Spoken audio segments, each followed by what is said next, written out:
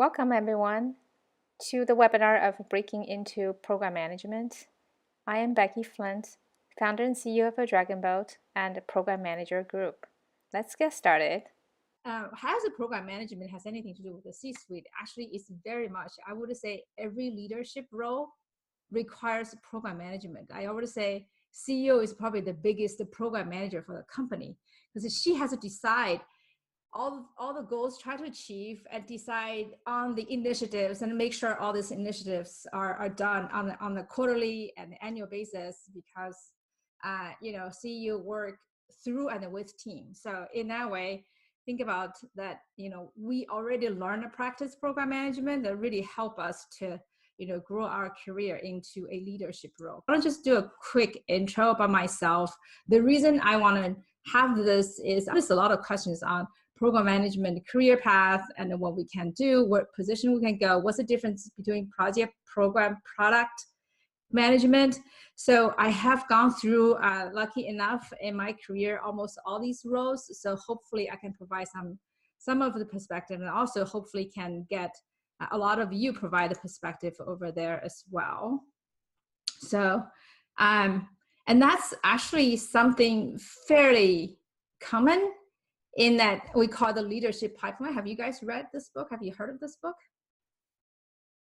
So leadership pipeline is, I would highly recommend it. It's a fantastic book if you want to grow and understand your career path. It really tells a little bit more about the differences of individual contributor to managers, senior manager, directors, and above, and what different focuses are, and what do you do in different area. And then there's a sister book in my mind. It's called What Get You Here Won't Get You There.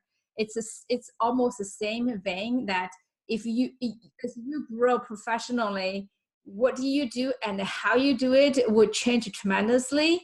And then the leadership pipeline, as well as the how the scope of work and how you do that really matters a lot. So I want to just have a quick. So one of the things I want to flip around, instead talking about how project Scrum Masters in one area mostly focus on the sprints, and the program manager more focused on product areas and the roadmaps areas. And then, obviously when you go higher level, you would look at the portfolios. One of the key things, not very well known, is when we talk about portfolio, people tend to think about portfolio of products and say, if I have 5 different products, like for example, Amazon obviously is the example of a company has multiple portfolios. If I work in a small company, does the portfolio management matter to me at all? And the answer is yes, because the traditional portfolio management really think about the product line. But in today's portfolio management, which is a big part of program management, is actually around the portfolio goals. And they are competing for the same resources and mind share. So I'm going to switch around to the next slide, which talk a little bit about portfolio program and projects. So don't have to go dive too deep on, obviously portfolio has a group of programs, etc., and it has a group of projects within the program. And what matters is what you focus and what kind of time horizon we're looking at, and the key activities and the units.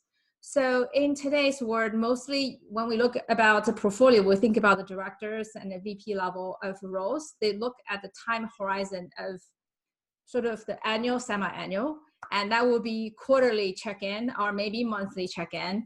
And then the main activities in that area is around set and align strategies. And this is, I'm calling out for program management. I didn't call out is the peers of this role also will be product management, engineering, marketing, all the other functional leaders as well. And the units, which is the cost or the consideration of a decision, is how many months of how many teams. Now in here, the programs is really mostly around the program managers or senior program managers, and their peers will be product manager, directors of product. And the time horizon here depends on the company size and the speed. Anywhere, it commonly will be quarterly, but it could be slightly bigger, maybe like a 6 month, a bigger, slower company. And then smaller will be, 2 months or even month for smaller, faster. And this is really the sweet spots for a lot of the program managers that we have today. And the focus is actually roadmap execution. And the terms they're focusing on is weeks and teams.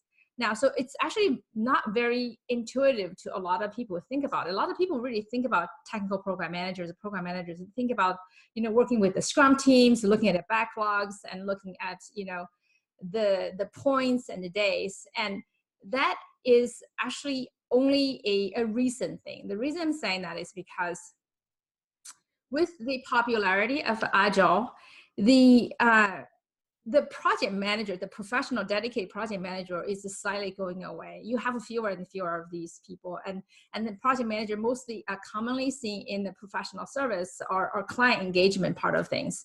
So program manager today, technical program manager today, very often have to also play a project manager role in terms of working with the Scrum and teams.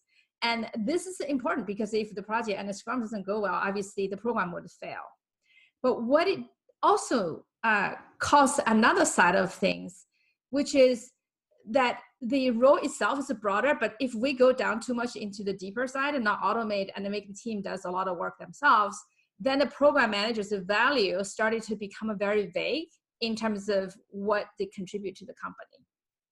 So go back to the earlier, we talked about the leadership pipeline a little bit. It's quite often as the people move on to the next level of the leadership, they very comfortably do what they used to do. So this part, I think it does cause sometimes even confusions in hiring or external people's view on what program manager does. So now really, like, what does the program managers do? What do we deliver? What's the value prop? Why we even exist? So every job has a reason why they exist. And the reason we exist, in my mind, and also, obviously, I would love to hear what your thoughts are. Visibility, visibility, alignment, outcome. And we'll just very quickly talk about what's the visibility. Obviously, visibility, a big part of it is to let, program manager manage in the X shape. So we work lots of teams just in the product engineering side. We also work with the cross-functional teams and marketing, sales, and all that stuff, and customers as well, right? So there's a lot of information floating around. How would anyone know what's going on? We're kind of like the hub, right? So we would have to make sure people knows what the progress of the works are. So, right, so that's the bottoms up. And also we need to make sure that tops down, right? The strategy, the goals, and what we're trying to do as a company, and the input from the market, how do we translate and carry it down to the team? And the cross-functionally, not everyone is working with the product engineering team all the time. So how do they know what's going on? So visibility is a big part of the program manager value prop. But that is only use it as the foundation to drive alignment. And then it will be foundation to deliver results, right? The outcome. So outcome is very easy to say, we deliver projects, we achieve program goals, and then the portfolio allocation for outcome is correct. So I will talk a little bit more on the alignment, but outcome is one important thing is portfolio allocation. Think about a CEO. Program manager is almost running the program, right? So almost like a CEO in some fashion. And if you don't allocate the resources as a CEO to the right initiative, the company will never do it right. So program managers also help in the big part to help your program to allocate time, resource, project towards the goal, which will drive outcome. And that's why alignment becomes a very, very big part of program management job, which is how do we align product features to the most important goals, or allocate the things so that the most important gets, and then some of the lesser important things don't get fall through. How do we align people and the teams? How do we align cross-functional activities? So that's a lot of activities that happen by program manager, which will drive value. We also will have to force us to be the hub and provide visibility across the board. Cool. Now, what do some others think program managers do? So, obviously this is what we think we do, but it's a very misunderstood role. And I took this is not a one example, but that's not the only example, it's one example. Someone, a director of the product from a very prominent product manager blog, sent a note saying, demystify different PM roles. That's a product manager, project manager, program manager. I forgot what's the fourth one. But the saying is that program manager does is build report for upper management. And that's sort of the visibility, right? But, this is a very small part of the program management. So, and that's very, very important. I call out this because a lot of times people don't understand what we do is because it takes a lot of time for us to even get information build report. So that's why I have this, I'm very passionate about the space I've been in for my whole career. I want to make, I want to also just to hear, all of you on what do you think our value, what do you think, how do we drive, how do we produce outcome, and then also help all of us work in a better, more efficient way. So I think, in the end, program management drives outcome, just like all leadership roles. And it's really about how do we iteratively, responsively build product roadmaps with the time and resources that we have that will drive outcome. And the new word to look at the outcome is very different, right? In the old world, it's all about the ROIs and the dollars and all that stuff. It's not matter at all, right? So in today's world, we know OKRs, we know V2 moms, we know this KPI-driven kind of organization that become more successful. And that's what we wanted to do, is to make sure the projects, the people, the initiatives, all we do is to weigh the outcome in mind. So, question, anyone? All right, the other part of the program management is may or may not be as popularly known. It's the Agile program management framework, or scaled Agile, or you can, the scale Agile framework, or you can call it the Scrum of Scrum scale, or double diamond, basically strategy sprints and execution sprint, all of which have the similar idea, which is we would have a program level of iteration. That will be the align and allocate, or looking at the breakdown the goals to epics. And the second level of the iteration is a team level iteration, where almost everyone knows, right? So the epics and tasks and stories, the sprints and stuff. So how do we join them together? I think, again, going back to some of the things that we talked about earlier, where when we get really sucked into sort of the team level execution, build and learn, the earlier part, I think, has started to get a little bit fuzzy. And if we don't do well on the earlier part, the lower level of the detailed iteration and improvement really is incremental at best, right? So it's a local optimization. That's why program management has a such important and strategic role, is trying to tie the higher level strategy and direction to the day-to-day execution and the team level. And obviously learning and the feedback will tie back to that as well. So how are we doing? Is it interesting? It is boring and useful? Good? Okay. All right. So go back to the topic again, right? Visibility, alignment, and outcome. These are the three things we do and the value we deliver.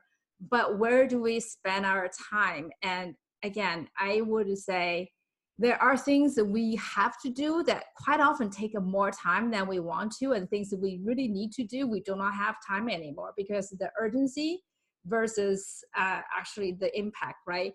A lot of times getting visibility takes so much time, and people don't really have time or bandwidth to really think about how do we solve problem, how do we do allocation, how do we tie strategy and the higher level of things. And outcome, almost maybe 1 or 2% of our time was spent to look at a portfolio outcome. We look at the, maybe sprint burn downs and sprint retros, but how often we really have time to say, hey, this program has these initiatives. How do they move the metrics? Do they even move the metrics? And these are the things that we're not able to do because we run out of time. But the goal is, let's find out how do we can do this and build time into our schedule and our team schedule, so then we can really and focus on the outcome. Cool? Makes sense? Okay. So I'm gonna go dive a little deeper into some of the questions. One is one of the questions coming from actually more than just program managers. It can also come from product managers. Well, I think everyone struggle with this on how do we handle competing demands from other teams. Do you guys have that problem? Yeah. So the one of the challenge that we working with on an everyday basis is that we have this vertical teams, right? You have product teams typically by vertical. Then we also have functional teams that also have vertical, and every sort of the vertical cylinders, they have their own goals and focuses and needs.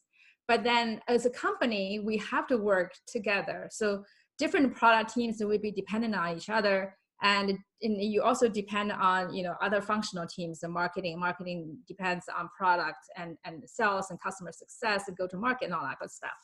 So that's really something program managers like shine, right? Because we're the X-shaped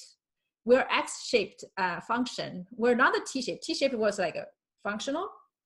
If you're a product manager, you're functional. You work with your product team, and then you work with the cross-functional team, right?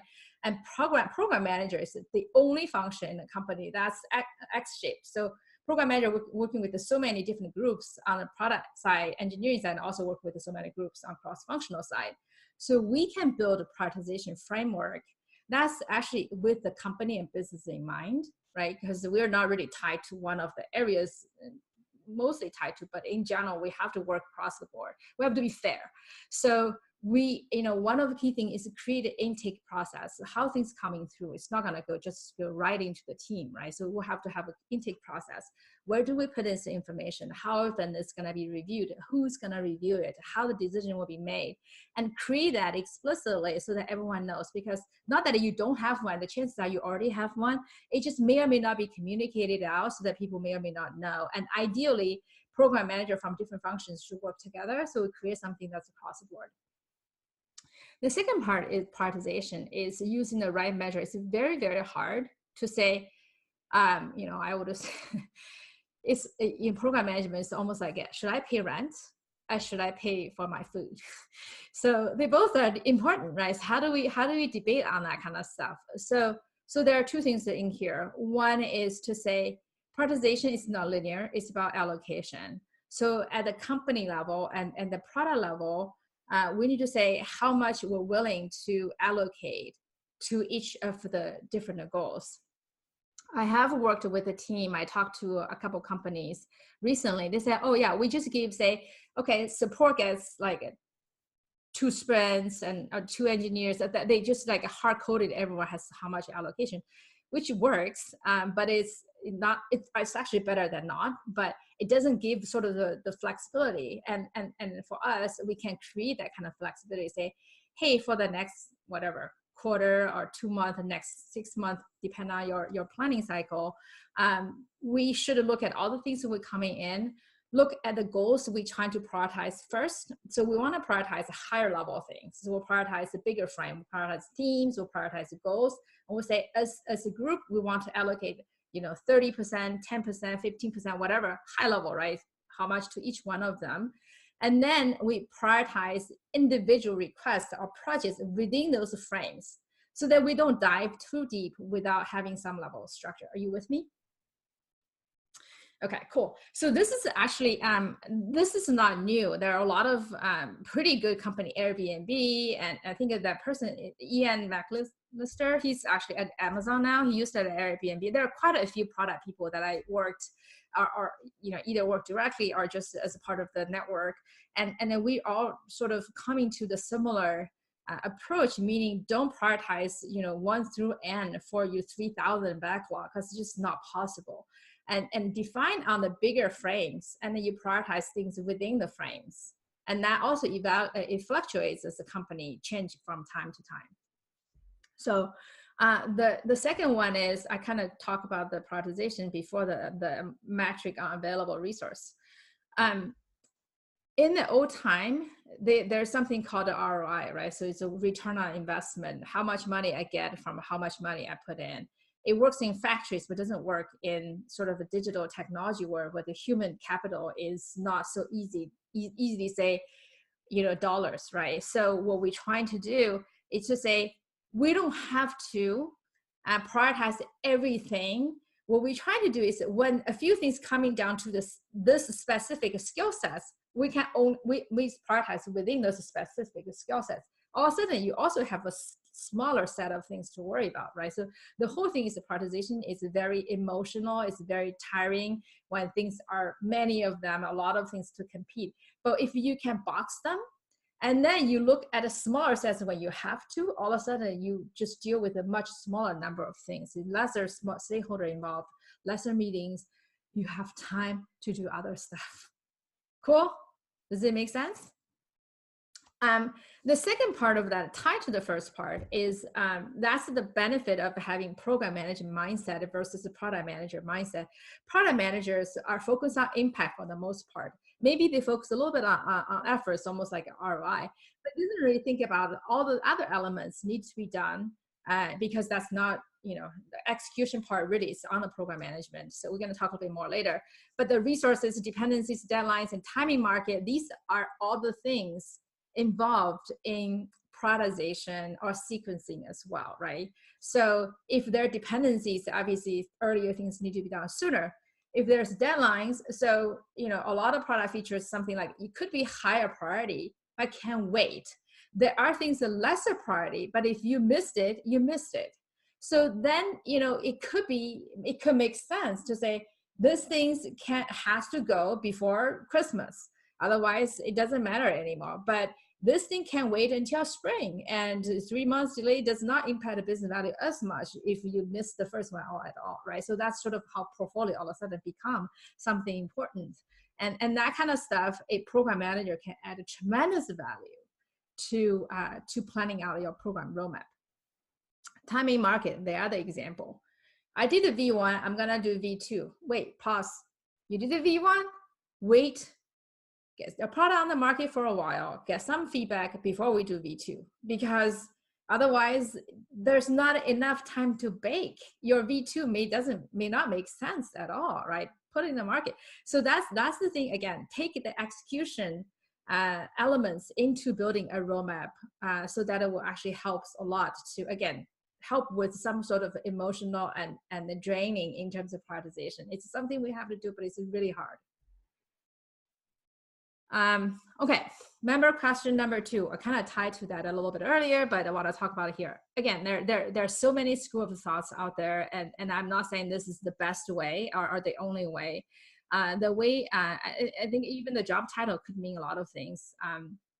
But when we look at the people's roles and responsibility, the best thing to do is to go to really big companies, right? 10,000 and more, because that time, everyone is aware of their own sort of functional head for the most part. When you go to smaller companies, these roles are bunched together because you wear many, many hats. So in general, product management, program management goes really hand to hand. I didn't put engineering management here. There's the other side. I was almost like the 3 legs of a stool. But product management, program management work very, very closely together a lot. So product management, we kind of tend to know there, you probably heard of this, right? So CEO of the product, they decide the vision, they decide the strategy, they work with the external a lot, and they're focusing on the market, the customer, and what impact they can create from the product side to the customer, to the market, to the business. Program management is, I would say, it's the CEO of the business. I didn't say it's the CEO of the product. Why? Because program management works with so many different areas, right? Not just for that product. Program management to make sure that as the whole actually create the most value. It's internal focused. Again, it's sort of like a divide and conquer between product manager and the program manager. So more focus on execution, but not just execution blindly, right? Execution is a strategic execution, tie the strategy to the day-to-day. And the focus will be what initiative will we do, who will be working on it, what kind of process we should follow so that we be aligned, we will have visibility, we will be efficient. So these two pair goes really well hand in hand.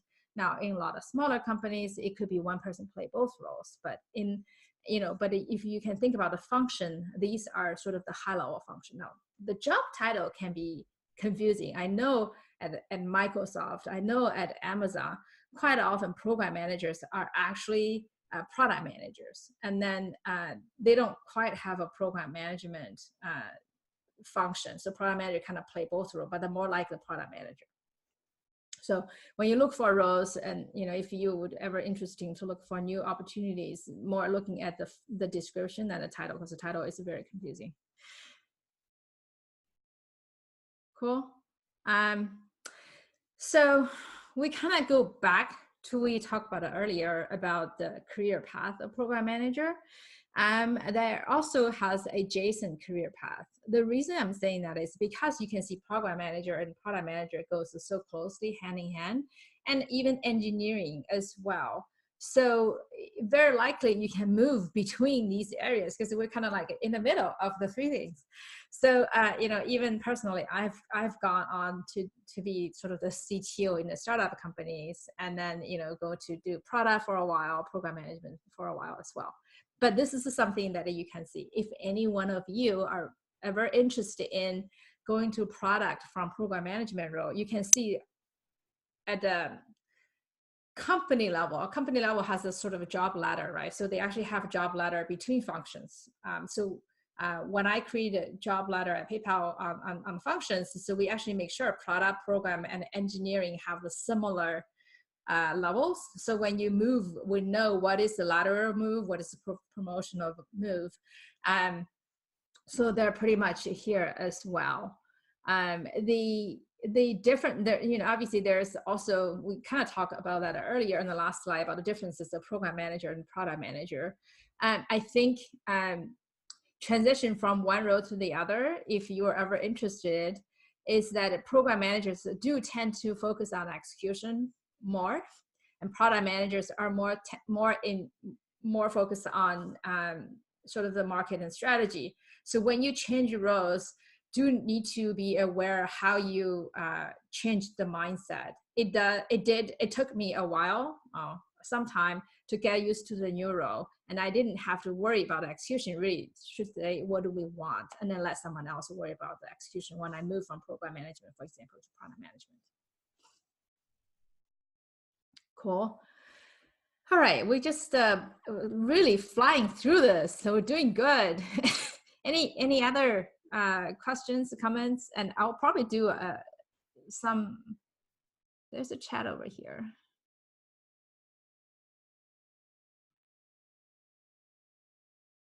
Okay.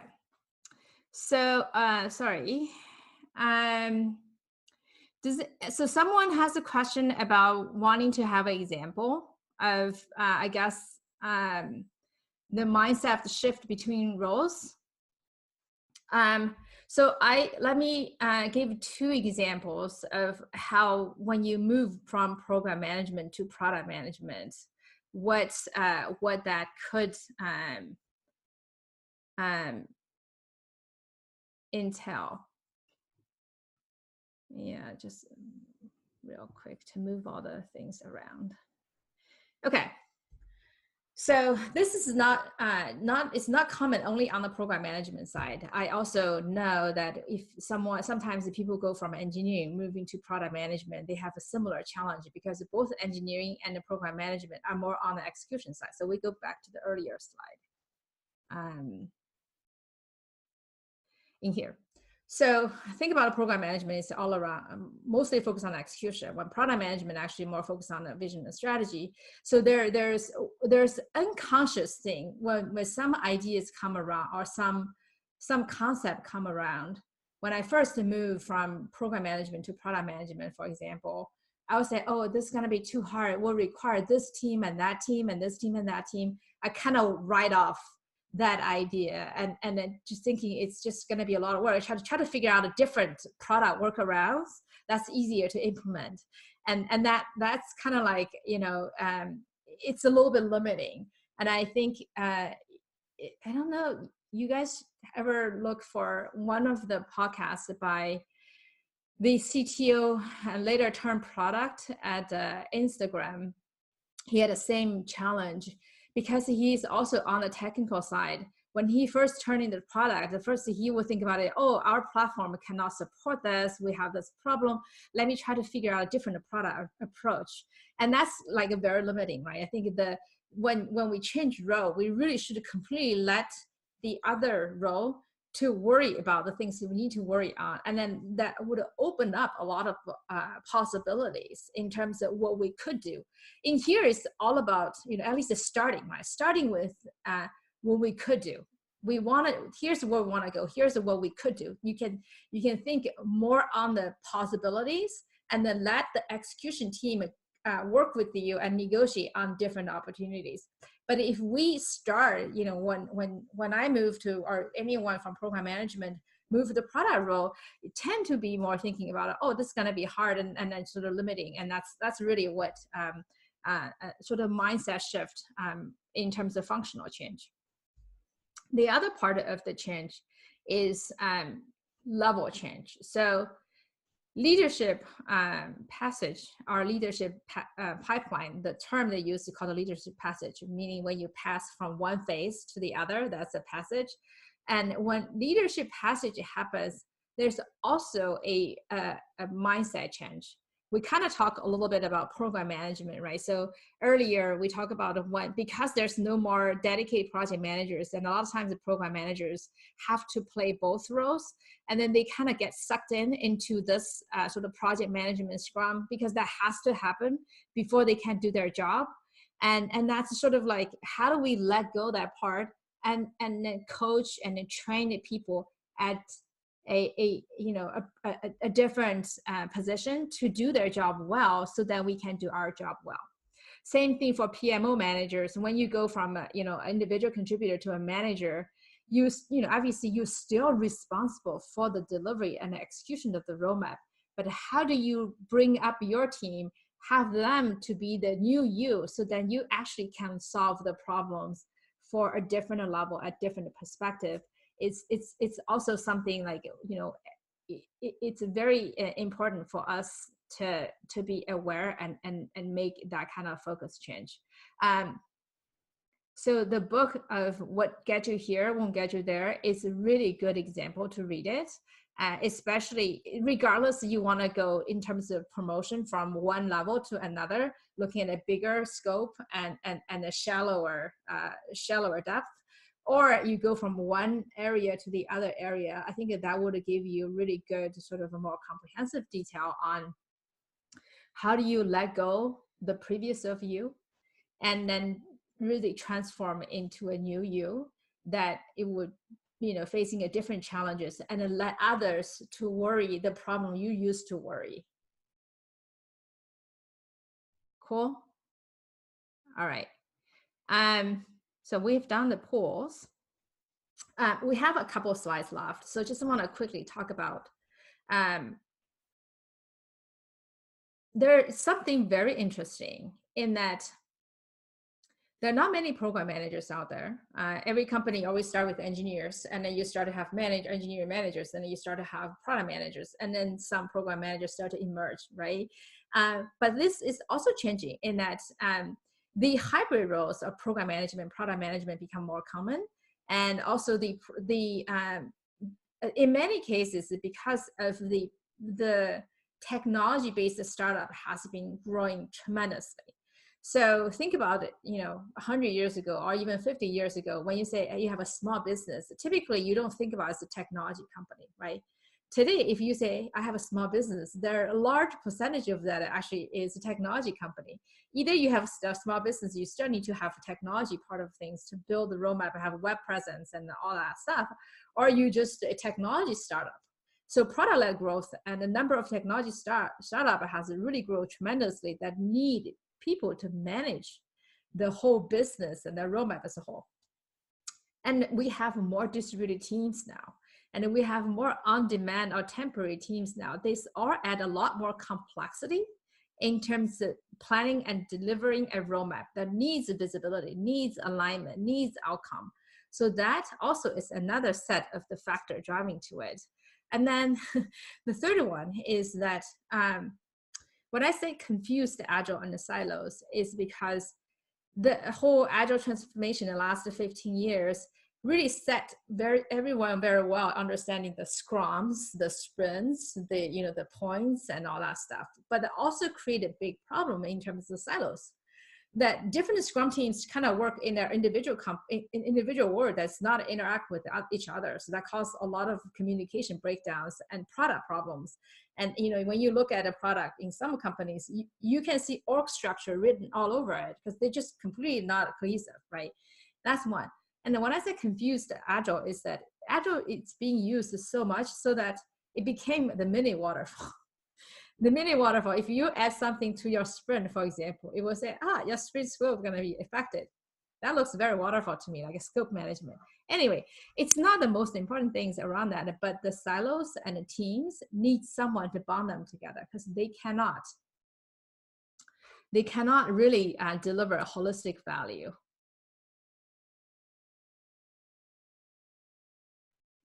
Okay. So I have another question about operations manager. I'm going to go back to that real quick after this. So the portfolio management, we kind of touched upon. There's old school portfolio management, a very slow, very big company. But with today's fast moving world, we are talking about a portfolio of goals. And that is something, again, program managers are really helping driving that. So I know there's a question around operations and program management. I'm going to go back to here. Okay. So very interestingly, the job title itself versus the the content of the work do not always match very well. So for example, when I was at one of the company I worked at, I was VP of business operations. I also was running technical PMO. So the function is actually very similar in that the company has a goals, we have a KPIs and OKRs, and then there are people's and initiatives we want to do. So the person that needs to run of that in terms of planning what we need to be done, who needs to be doing this, what kind of roadmap we have, who are our stakeholders, how do we keep everyone aligned, how do we have cadences, how do we make changes, and all these are very traditional program management function. But when they're not sitting into because of the history of the company, it's not some others, these roles can be called operations or business operations or sales operations. These are program managers in some other companies. They called sales operations programs and marketing operations programs and even technology operations programs. So these are quite often interchangeable in that way. So Joy, did I answer your question? Okay, cool, sure. And actually, I think I posted one of the job on the Facebook group. That is it's called Director of Business Operations, reporting to VP of Engineering, and it's almost like a chief of staff / program management, portfolio management for the engineering organization. And that's sort of in the business operations side. And when I was at PayPal, it's very interesting. My boss was basically reporting to the CTO, and his job title is VP of Technology and Business Operations. So yes, this is are very, very connected. It's just the name could be different, but it's very much similar in many ways.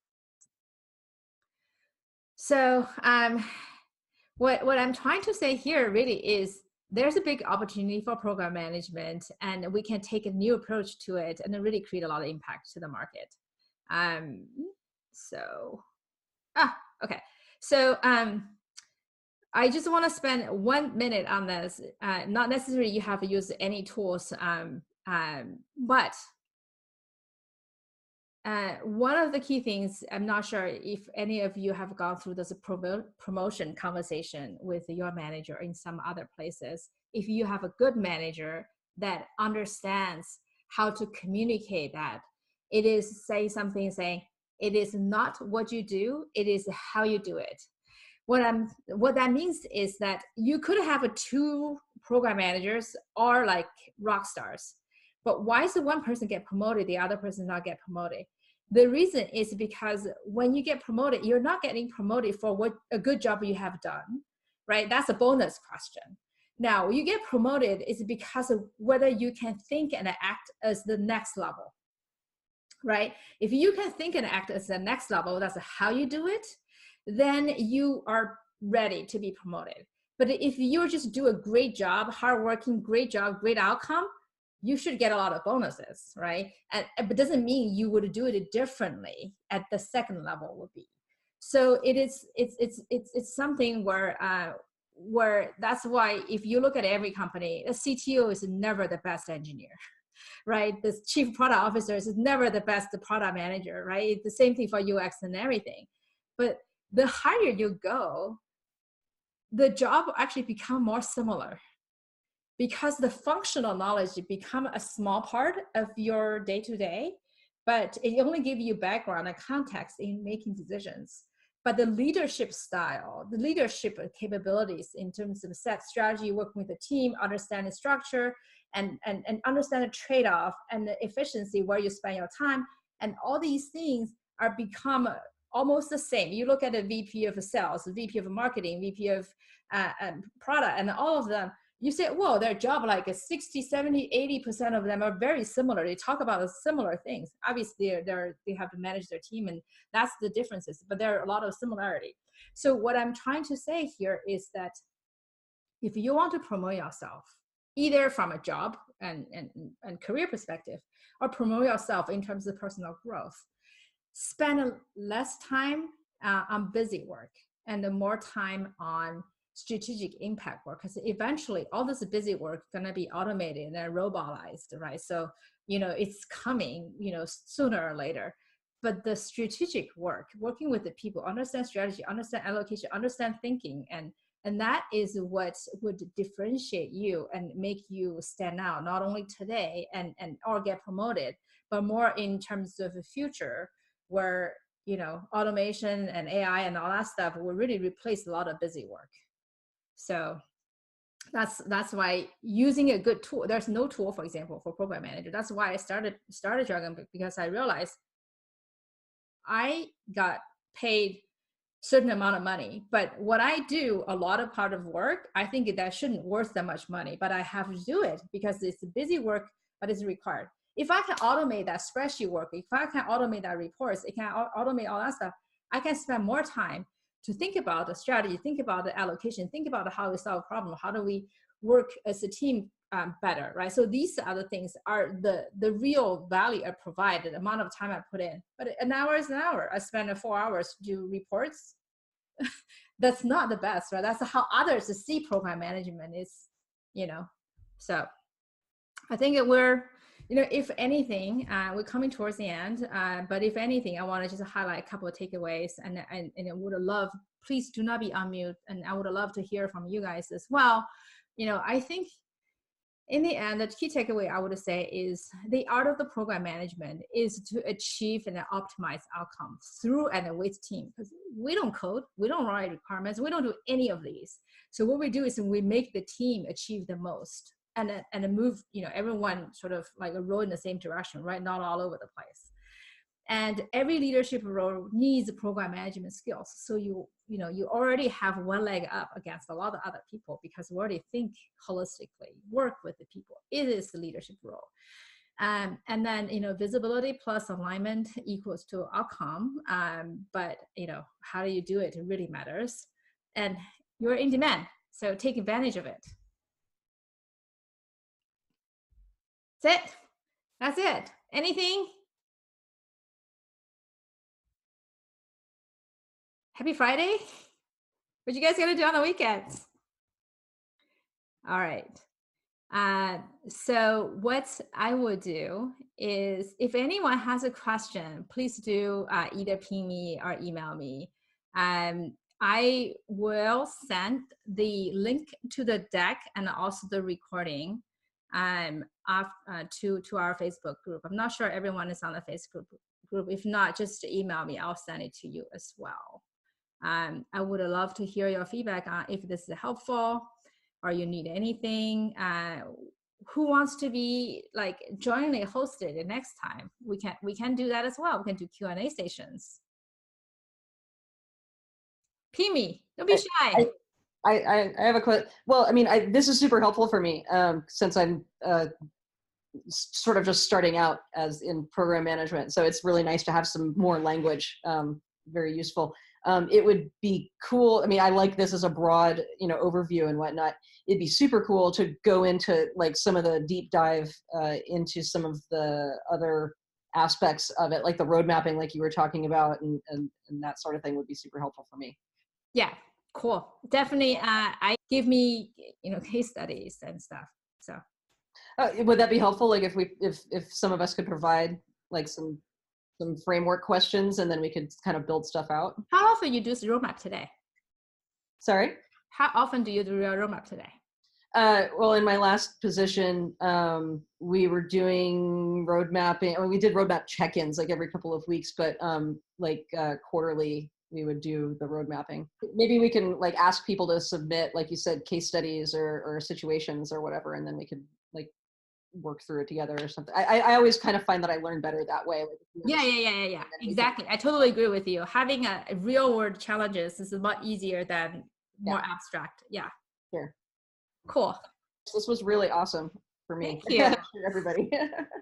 Hi, Sloan again. I have a question about how do you find the best tool for a specific program that you're working on? I know that there's just a lot of theories as to what is the perfect program and how those should be managed, but program, project to project, how do you know which one's the best one for the one that you're working on? You mean the tool? I mean, you mean the evaluate the project? Yeah, like any of the tools that you're using. So in some cases, like a formal, in-depth roadmap makes sense versus having a more abridged version, or having resource tooling, any sort of spreadsheets. How do you know which one's the best one for your project? Yeah, I see what you mean. So on the market, to be honest, there's none, because I looked for my whole career doing this. That's why I started Dragon Boat, right? And the reason is because most of the people think about stuff. So if you look at something like a Jira, Asana, they're really good for the team, the Scrum, especially Jira, so everyone knows. So, but they kind of really fall short in terms of when you start to do higher level stuff. The Jira, trying to do portfolio for Jira, but it's a disaster because they don't understand how to do portfolio. It's like a reporting at best, right? So then you have these PM tools like AHAs, and they're okay to do product management stuff, but they're not really tied to road mapping, and then they're very structured, like it's only one way to look at it and things like that. So, and then also resourcing, none of them think about resourcing, because the PMs don't need to think about resourcing, right? They only need to think about, what they wanted to do. So then it's going to be lots of spreadsheet, right? So everywhere I go will be like a 4 or 5 spreadsheets. It will be like a PM spreadsheet, and then a joint spreadsheet, and then a resourcing spreadsheet, and that. So, and then, obviously sometimes people also put a smart sheet on top, or some Gantt tools on top, because they need to do Gantt charts. And that there's just no single tool or like 1 or 2 tools to do all that stuff. Right. And that's one of the reasons that I really started Dragon Boat, to say, hey, we actually can manage goals and manage roadmaps and manage trade-offs, manage 2 levels of resourcing, because resourcing is really iterative, right? Because we talk about the portfolio level, you have different units and team. And as you go down that level of precision, as go from portfolio program to projects or scrums, they actually have a different level of resourcing. How do you manage that kind of stuff? Because there's nothing, there are so few program managers. So obviously people don't think about tools for program managers. And therefore there's really no tool for program manager that works well. There's traditional tools that are very hard to use and very expensive. In my earlier careers, I would never go to use this. They're terrible. Newer tools are, seriously, I haven't seen any. That's why I would shamelessly promote my tool, because, I think otherwise you have to stitch together basically spreadsheets, a couple spreadsheets, and then, maybe a couple Gantt tools, 1 Gantt tools, 1 spreadsheet, and then plus Jira, plus PowerPoint. That's probably your tool set. Yeah. Otherwise, yeah. That was mine. Yeah. That's helpful. Thank you. Yeah. Sorry. I would have more than happy to send you guys a link to take a look at a Dragon Boat if you're interested. Yeah, absolutely. After this session, is there anything that's missing we should add on to it? and then any guest speakers and others who you like to joining and you would like to recommend, or you host this, all of those, just make it more interactive. And then finally, we can look at other options with the broader organization, just to elevate the view of program management in general, because a lot of companies actually don't understand that. Have a great Friday and a happy weekend.